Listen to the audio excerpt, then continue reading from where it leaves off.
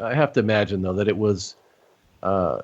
must have been great to have somebody like Sherri around because, like you said, there weren't many women that were on the regular basis. They might bring someone in, but they didn't stay long. I mean, you guys were a regular part of the entertainment of what they did. Yeah, and Liz, and Liz. Yeah, and Liz too. But she was with Randy. I'm sure. I don't know how often you guys got a chance, but to have, and all three of you very strong women, but to have that support system, whatever it looked like, had to have helped you get through those times because life on the road is not easy. No, and I said when Sherri wanted to do my hair, because we finally progressed into getting a dressing room. I remember Sherri and I struggling over getting a broom closet. True story. Yeah. And and now I went. Oh gosh, probably a year ago, and I was back talking to some of the people and even some of the ring crew that was still there, and they're like, God, you are coming back, aren't you? One day, you have no idea what it's like. We have to go down to give tea to Lillian and this, and I'm like, oh no. I said, geez, you didn't, I couldn't drink water, couldn't drink anything. Sean, when we started, we'd start like at 7 o'clock at night and finish at 12, and I was down at that ring and with pantyhose and spandex on. There's nobody that's going to make a quick exit, go to the bathroom and come back. I mean, just remember, I was like, oh my God, I was training my kidneys to do that. And, but yeah. And so I talked to Sherri, and, Sherri, when we finally got dressing rooms together and she'd do my hair, or else,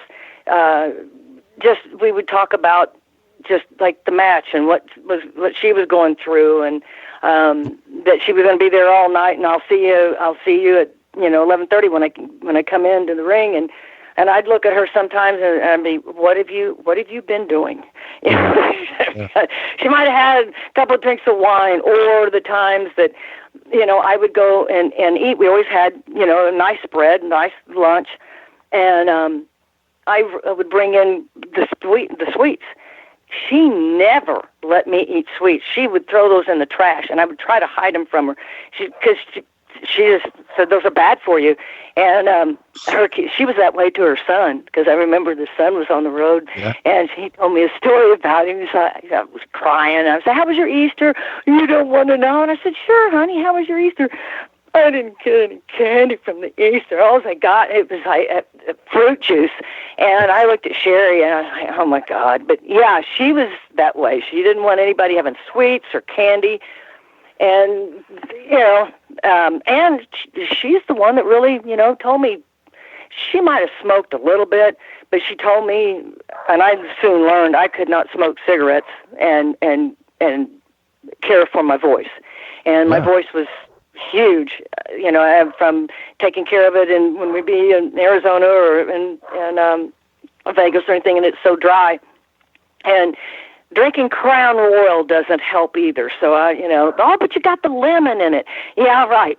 So I would get tea or lemon and really nurture my voice that day, and try not to talk. But she would teach me, certain things like that, and also.